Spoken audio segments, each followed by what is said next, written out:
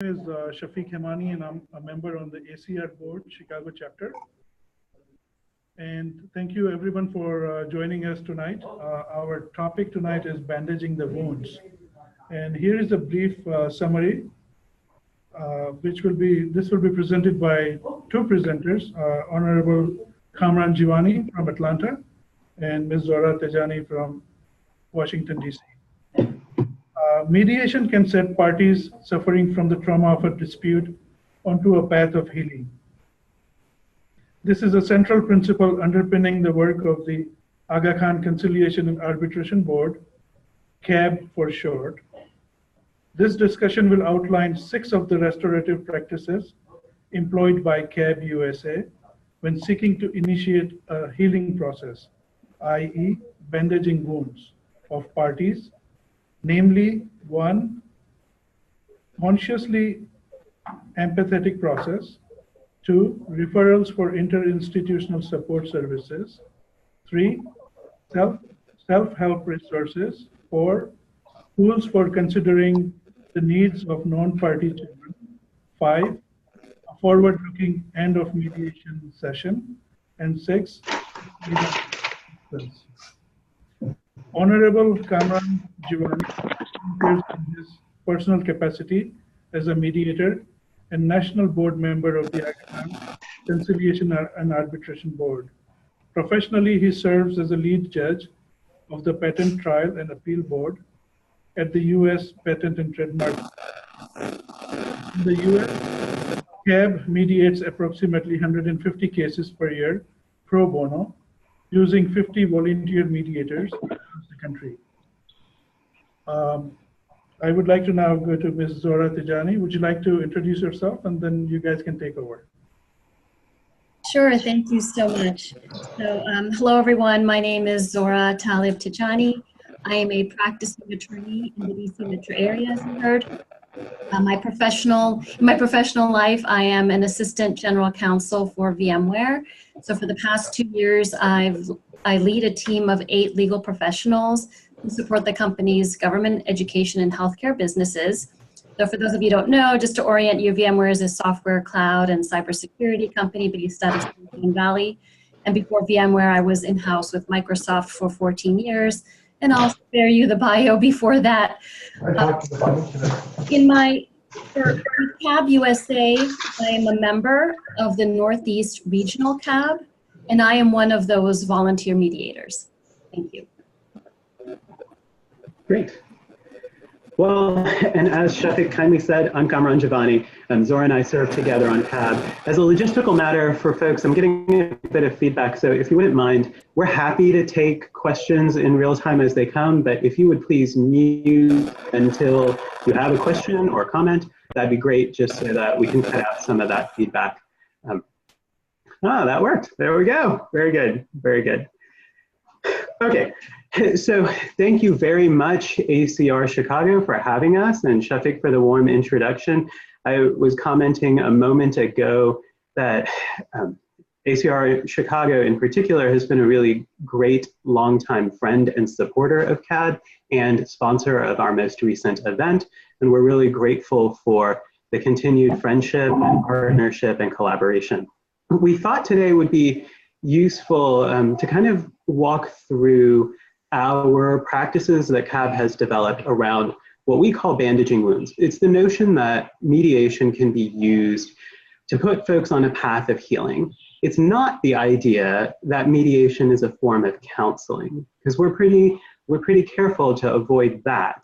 We know it's not counseling, but it is a way to address pain at some level, and it is a way to deal with issues so that one can at least start to look to tomorrow with a sense of optimism and hope, and believe in the notion that tomorrow will be better than today, even if mediation doesn't result in full resolution, right? So even if you're gonna live with the conflict and not have a resolution, we still believe at our core that the process can help people feel better about living and find a happier, better way to move forward. So with that, I'll give you a little bit of background, Zora and I both will, on CAB and kind of how it is that we came to be thinking about this process and thinking about mediation as a tool for healing. I know a lot of you are familiar with CAD, so we'll keep that really brief, and then we'll just get straight into the meat of what it is we do to set people on a path of healing. So by way of background, quickly, CAD was founded in 1986. It's really what it is it's a global dispute resolution system. So in about 24 countries at the moment, but certainly over 20, folks can seek the assistance of CAD, and what that means is asking for pro bono mediation. And CAB will oblige, and it will oblige in local disputes where two folks are resident, and it'll oblige in disputes across the world. And we have about 30 to 40% of our caseload that is interregional and international cases, so where the parties are remote one from the other. And nevertheless, we will mediate. That is all possible because we rely pretty strongly on the co-mediation model whenever we can. So we try to have at least one mediator in the physical presence of at least one party. And the reason we can co-mediate is because we have sister boards across the world. So CAD USA has 18 partner boards. So it's a total of 18 CADs in the network across the world that mediate in the language of that country. And we all go through a global standardized training program together. So it's a 40-hour residential program where we all have the same skill set, at least at a base level, and that allows us to rely on our co-mediator and know that they're approaching mediation in the same manner that we are locally. We serve a community called the Ismaili Muslim community. There are many different interpretations of Islam. Ismailism is one of them.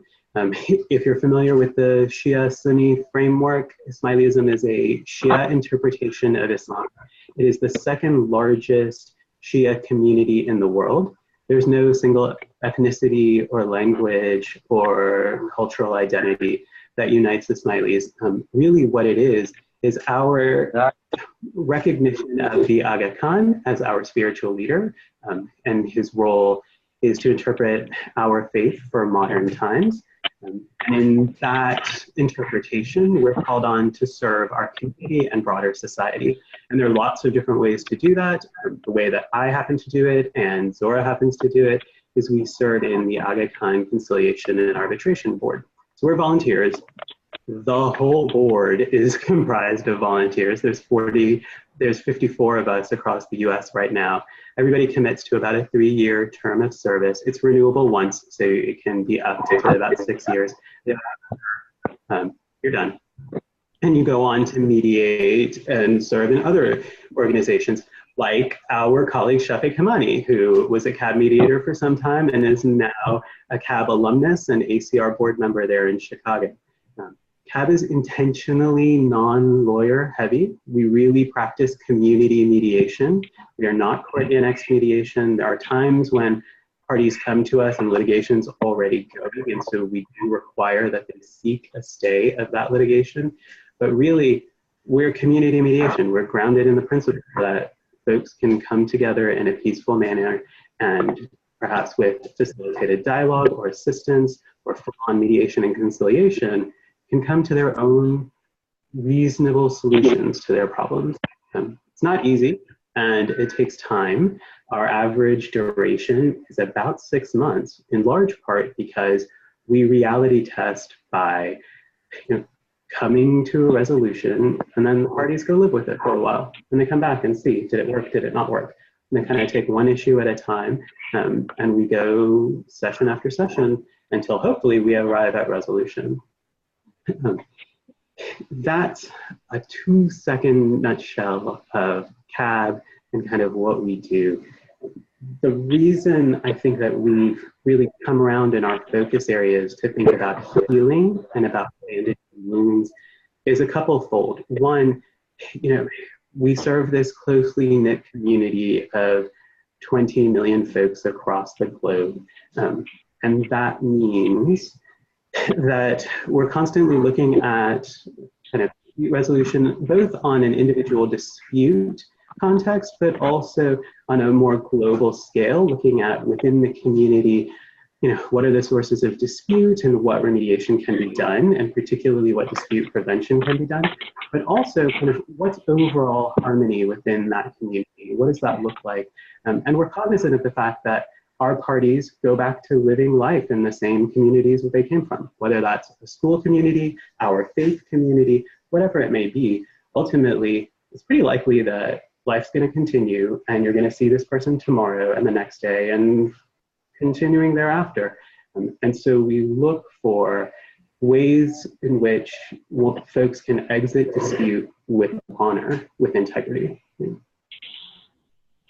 So that's how we came here. There are 6 key practices for healing. And I know I've been talking for a while now, so I'll run down the 6 real quick, and then I promise to be quiet, and Zora will talk for a little while. So the 6 are: 1, empathy. That's probably our biggest. 2 is referrals, knowing when to say, we need help in helping you, and going out and getting those folks. 3 is self-help resources. Another one is just really getting people to think about the child when there's a dispute that focuses on a child or involves a child. So that's 4. 5 is a really specifically narrowly focused end-of-mediation session. So beyond kind of the notion that mediation's over, we're signing agreement, or we're not signing agreement, and that's that. But really looking at the path forward and how do we move forward. And 6 is we do follow-up. We call the parties 3 months later, up to 6 months later, and check in. The actual mediators go back and check in and see, how you doing now? Is life actually better? So we'll come to all that. Zora, I'm going to be quiet now. Okay, thank you, Kamran. So can everyone hear me right? Great. So as Kamran mentioned, the first practice is an empathetic mediation process. So this is a primary technique for really engendering healing in the parties. And it is the deliberate creation of that empathetic mediation. So you can think about it as infusing empathy throughout the mediation. And so CAB USA mediators are periodically trained over a 3-year cycle to employ these empathetic responses with the parties during that mediation. The training itself involves exercises where the mediators practice engaging with the parties with empathy. That can be through nonverbal cues, reflective listening techniques, and honoring the desire of the parties to be heard in a respectful, confidential, and non-judgmental way. And it's important to note that these training sessions really focus on balancing the empathetic responses while also maintaining the neutrality of the mediator. And so, that is, you're empathizing with the pain that the party feels due to the way they're perceiving a particular situation without necessarily agreeing with the way the party is perceiving or how they're assessing the situation. So that nuance is an important element of the training as well. To give a little color and example to understand the impact of this kind of key practice of an empathetic mediation process, I'll share that, I was mediating a particularly combative matrimonial dispute. And one party who was on one hand combative was really at a deeper level feeling enormous guilt. And, so much so that this party was actually seeking professional counseling. So that wasn't my role as the co-mediator. But it was the fact that as mediators, we were neutral, we were not judgmental, and we could lend a gentle, kind ear to hear this person's side of the dispute and for them to just explain their view as to why they were feeling this guilt and kind of from their perspective. Just having that non-judgmental, gentle, kind, sense through the mediation process, I think really helped this particular party with the guilt that she was feeling. And so with that, Kamran, I'll turn it over to you. Okay. Can I ask a question about empathy, though? I myself have sort of wondered, I find I tend to be pretty empathetic in an individual session, right? In a joint session, I'm a little hesitant, just because I feel like it can be, misperceived as bias. What are your thoughts there? Do you find yourself doing the same thing? I think I have also found, though, Kamran, in a joint session, you might have less of the kind of sharing that you might in an individual session. So even the need to have to really have that step back moment to really have the body language or the empathetic response that's needed in that moment kind of comes up less in the joint session, I have also found. I guess if it would come up, and I haven't really experienced it to that extent, but I think you're right. I would probably show empathy with perhaps a tad more restraint, but like I said, I think it comes up less. Yeah, that's an excellent point. Thank you. Okay, so I'll speak to referrals. So one of, I think, the key things that we've been able to develop over time is relationships with other service providers. So we train our mediators across the country to recognize instances where we think there are other forms of assistance that a party needs, whether that's counseling and professional counseling, or if it's in the context of a matrimonial dispute and the parties are separating and one of the parties is saying, you know what, I really am going to need vocational skills after this because I've not had to earn a living for 20 years. I've been responsible for maintaining my household and now life is economically different. So we have a network of different providers that we turn to, some from within our community, Aga Khan entities like the Social Welfare Board, the Economic Planning Board, those folks who can address kind of the issues that I've just described, but also resources that are outside our community, particularly counselors that are outside our community. You know, folks sometimes want somebody within, sometimes without, whatever. One of our great referral sources has actually been school counselors, because we often find, particularly in matrimonial contexts, no matter what's happening, you're staying together or you're not, there's just issues for that kid to deal with. And you know, children are never in our mediations, and even if they were, we're not counselors, but we pretty easily can tell parties that they should seek out that resource, and they're pretty good about doing it. So, you know, we have kind of a warm handover process for some instances where we feel like there's an exigent need, particularly if in the context of mediation, a flag raises in our mind around competence. So then we very quickly reach out to mental health professionals that work with us to figure out, is this party competent to sit mediation? So there is a warm process where we can reach out to those folks very quickly with party consent and to figure that out. But in most instances, all it really takes is us saying, you might want to think about X, and giving over a couple names and phone numbers and kind of making sure that they start the process of reaching out to those folks. We've kind of primed them up for the general notion that folks will call and say, hey, CAB referred me, but we never reach out to our partners and just in general say, X person will be calling, right? You know, for confidentiality purposes, as you can imagine. But questions there on referrals? I imagine that other folks have a similar process, maybe not. Community mediators on the line. We'd be really interested to hear kind of how you partner with other service providers outside the mediation context. Or maybe in the room. All right, well, while you mull that over for a moment, we'll switch on to self-help resources. Okay, sure. And before we go there, maybe I can give another example, Kamran, where a party was really worried and feeling concerned. So, you know, we talk about the emotional healing, really concerned about losing healthcare insurance because once the divorce, you know, was going to be final, they were on the other spouse's employer's plan.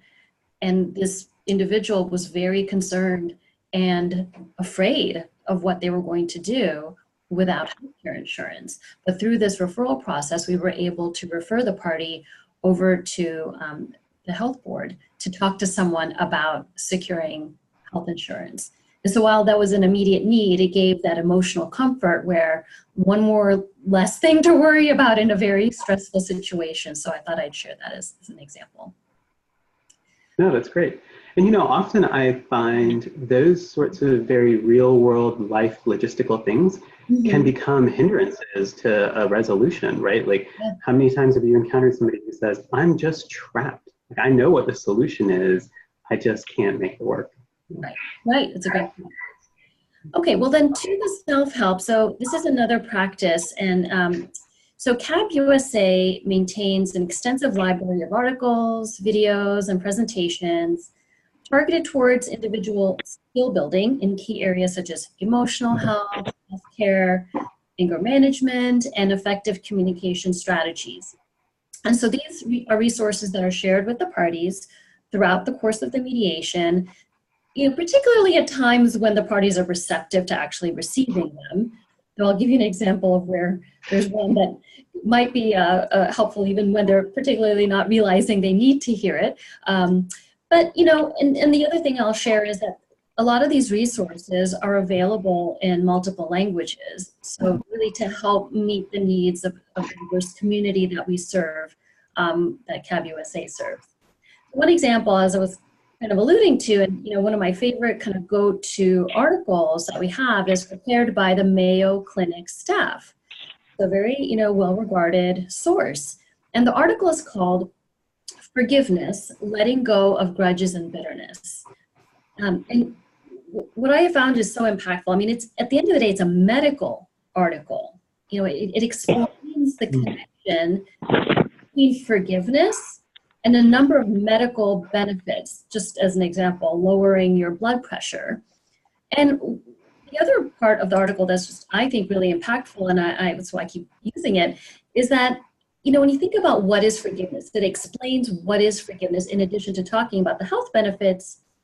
It really distinguishes between that letting go of the resentment and thoughts of revenge, for example, that can come with a dispute, and separating that out from the other person's responsibility from hurting you. So explaining that forgiveness doesn't mean or demean you're denying that this person hurt you, but it is you letting go of the resentment and thoughts, and here are the health benefits. So the article is easy to read, and like I said, it's one of my go-to articles, and I found it to be really highly impactful, and I'm happy to share it with those who don't already have it. Sorry, do you find that folks are, excuse me, receptive to it?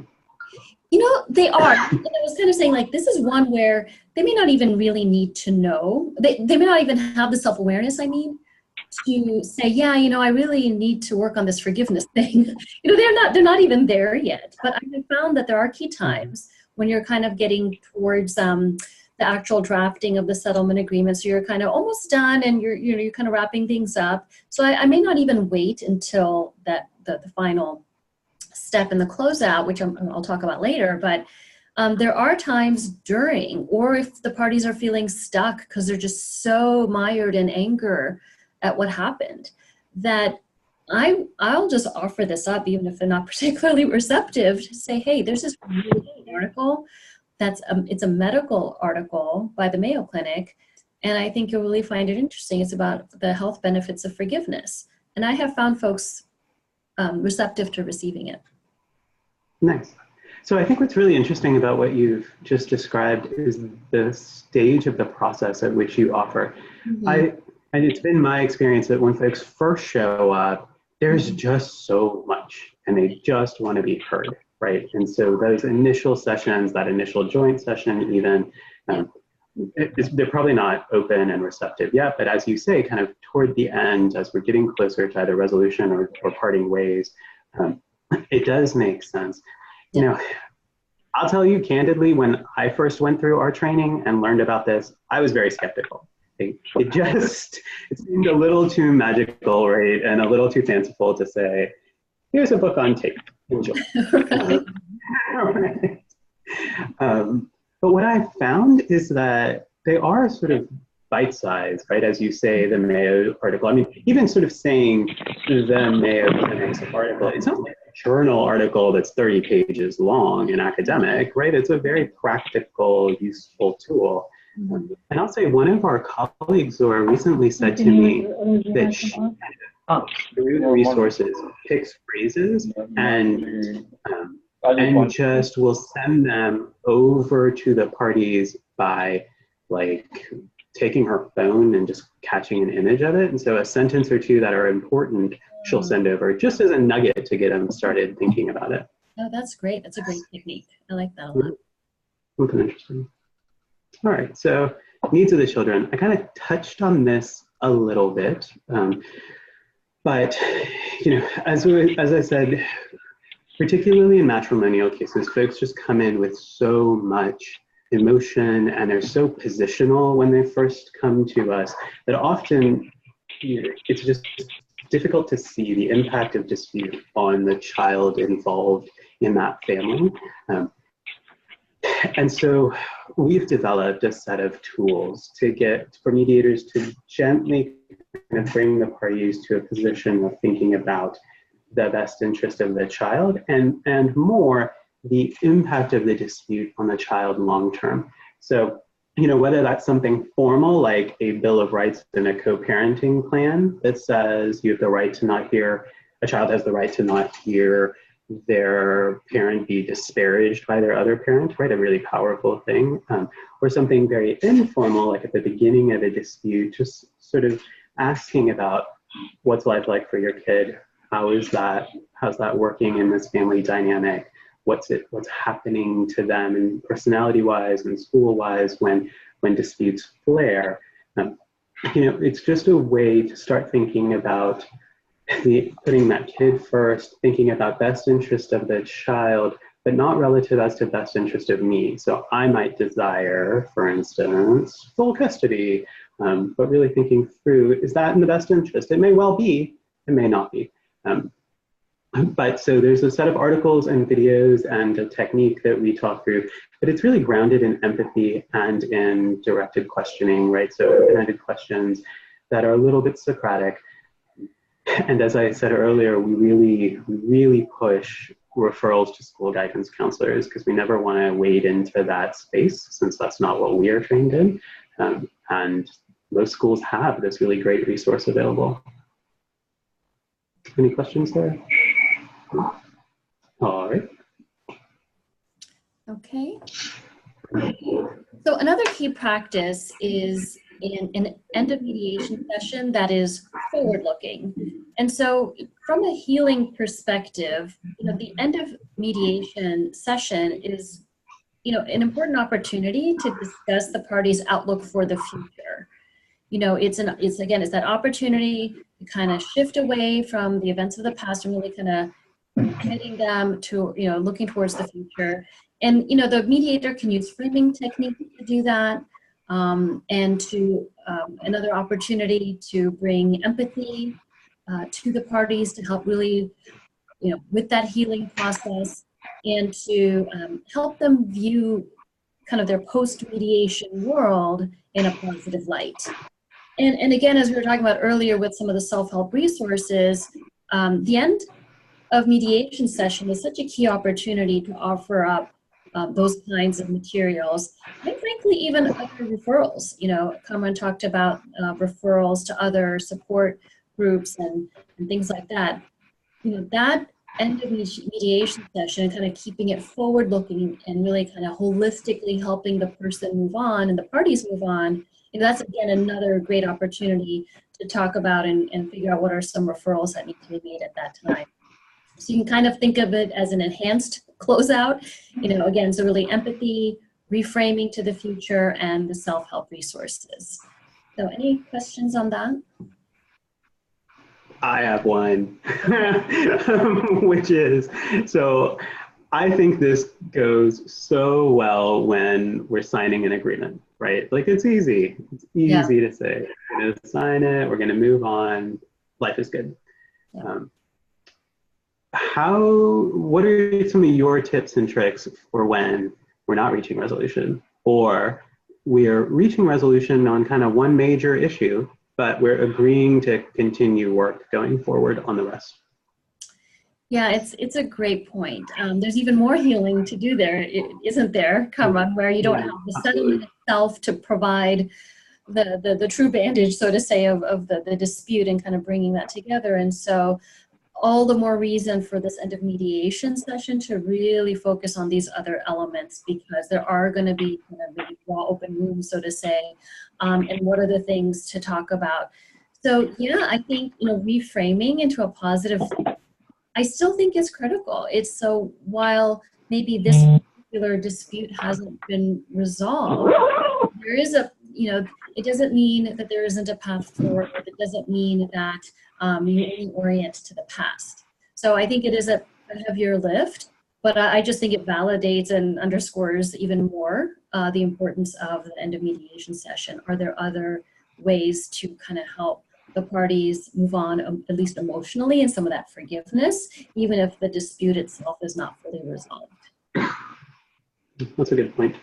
And I'll say, you know, by way of background, it occurred to me as you were sharing that folks might not know that we do this kind of, in some instances, as a joint session, but also as individual sessions. Yeah. So there can be, you know, particularly in that context that you were just describing, yes. There can be kind of the one-on-one with an individual party saying, all right, so here we are.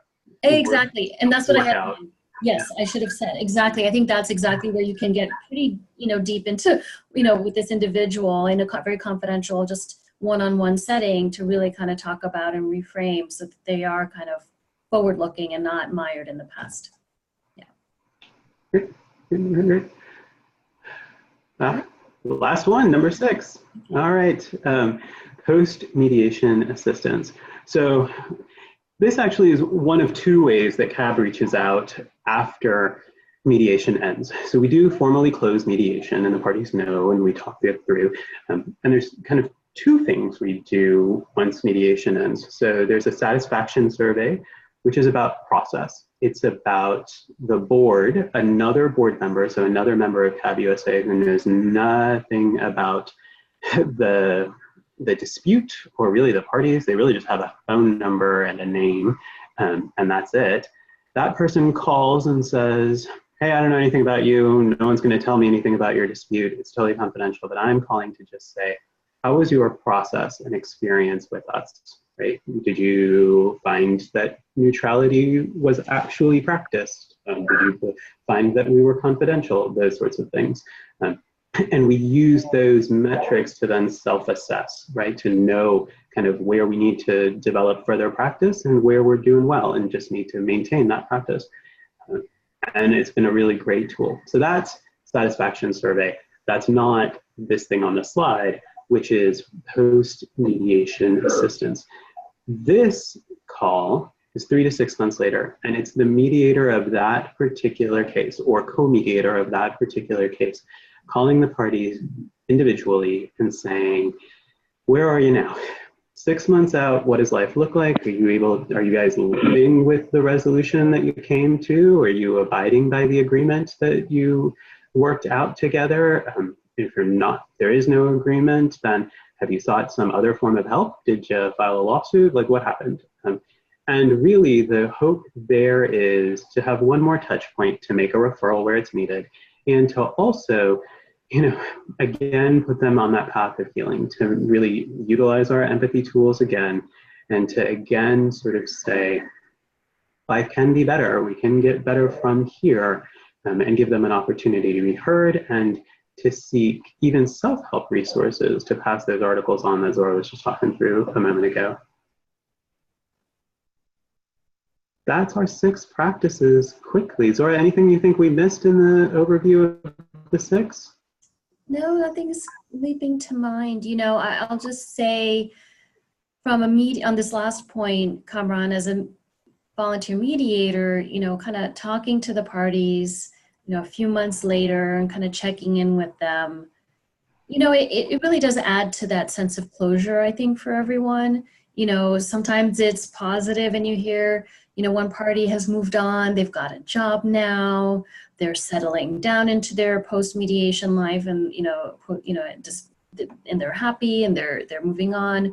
Or in the case, you know, where you're calling and, you know, the dispute hasn't really been resolved, but to hear from the parties, you know, they seem more calm and they're telling you, yeah, you know, we did everything we could, we tried, and, you know, but just hearing in their voice that, you know, they've at least the emotional elements or the, you know, the pain of the process of feeling the dispute has lessened somewhat, and they're kind of moving on even if everything isn't fully resolved. But so there's a sense of closure, even you know, additional closure if that's possible for both the parties and for the volunteer mediator.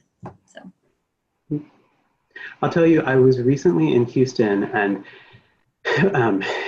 happened upon someone who said to me at one of our jamakanas, at one of our community centers, said to me, you know, I was a party to a case and I was treated pretty badly by my business partner who stole a whole lot of money from me.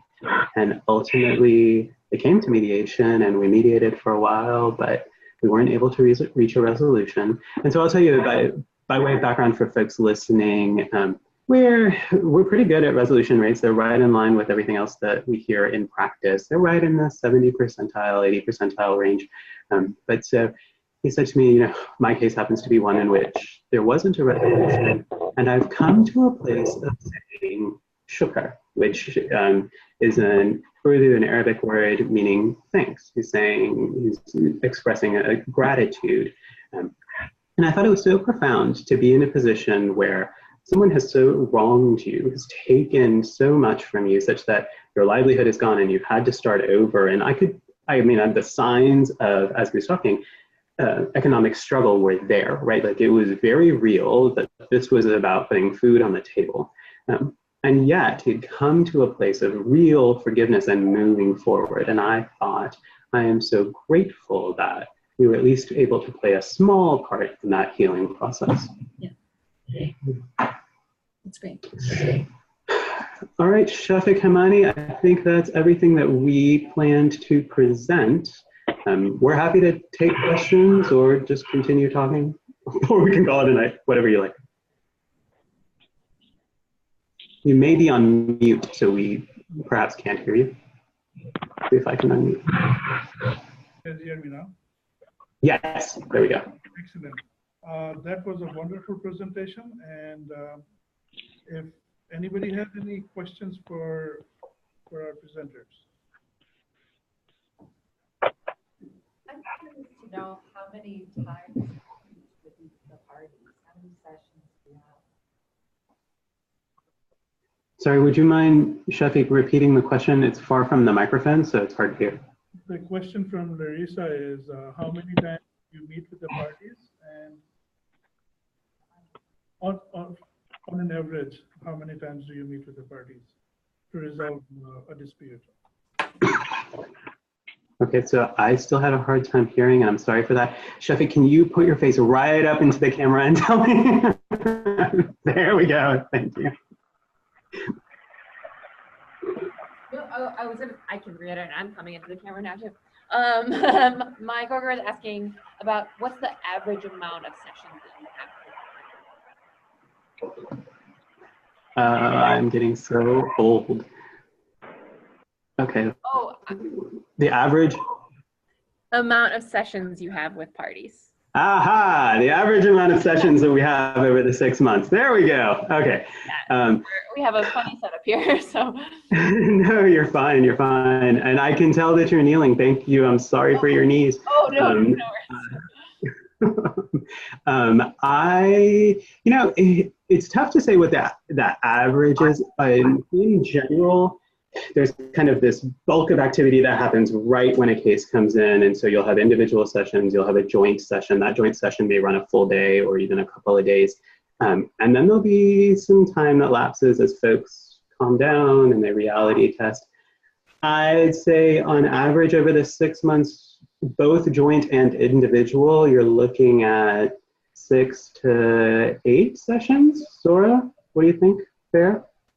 Yeah, probably as an average. I have had a wide range.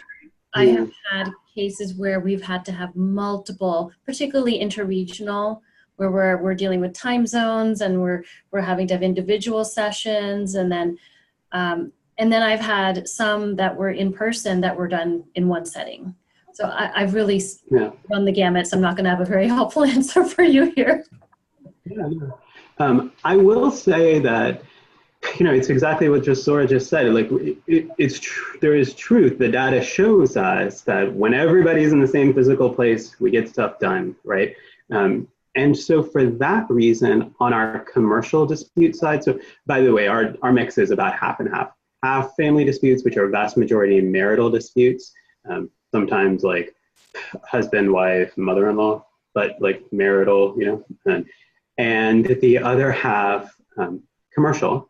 And in those commercial disputes, which tend to be either business partner or like service provider and then the client, in that context, we do have a practice of recommending a one-day full-on joint session to just knock stuff out. So we'll have a couple of individual sessions as prep, and then we'll say to the parties, look, there is a point where you just need to hammer this out. And so we're going to block a day together, and we're all going to come together on a Saturday or Sunday, and we're just going to work it out. Bring your best effort, and let's see what we can do.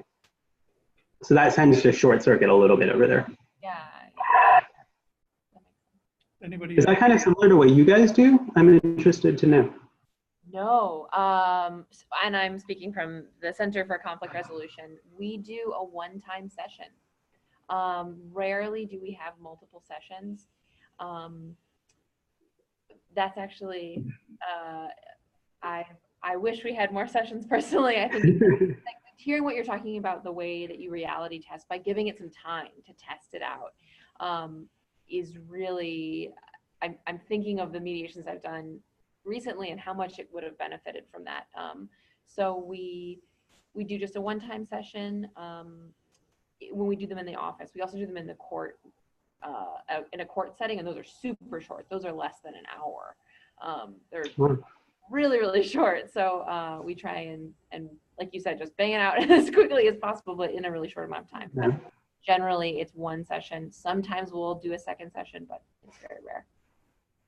Yeah. I made this statement to someone recently at one of these forums that CCR and ACR helped sponsor in Chicago. And so I was at one of them across the country and said, we reality test by living it. And an academic, like a professor, walked up to me later and said, that's actually how community mediation started. Like that, it's not a unique practice unto you. It was the norm. And as we've become court annexed, we've moved away from it, which was really helpful historical information for me. It seems like one thing that community could lend is that flexibility, right? Like we're not beholden to sort of another, like the courts or something like that. If it is community mediation, it does seem logical, but I guess. Yeah. I'll tell you, one of the things we have to balance though is like party endurance. Right? Like, we gotta get people to stick with the process and keep on going.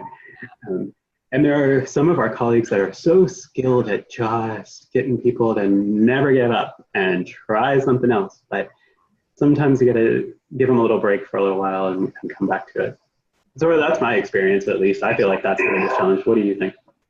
Yeah, I do. And I think, having more than one session, I think just gives that opportunity for the healing that we've been talking about. So if you have kind of the initial phase of really the sharing of their story and that exploration, and then having those opportunities to infuse that empathy during that part, then I find the productivity of the next phase really is enhanced because you've kind of moved them on. So from just my personal experience and for what I've seen, that does work really well, having it broken out. Anybody else?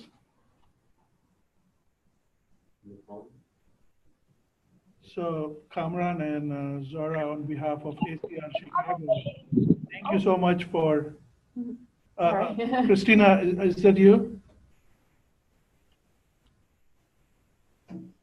Right, I thought somebody tried to speak. So on behalf of ACR-Chicago, thank you so much for sharing your framework with us tonight. And special thanks to CCR for hosting our party, which will start right after this event. We got food cooking here. Thank you for having us.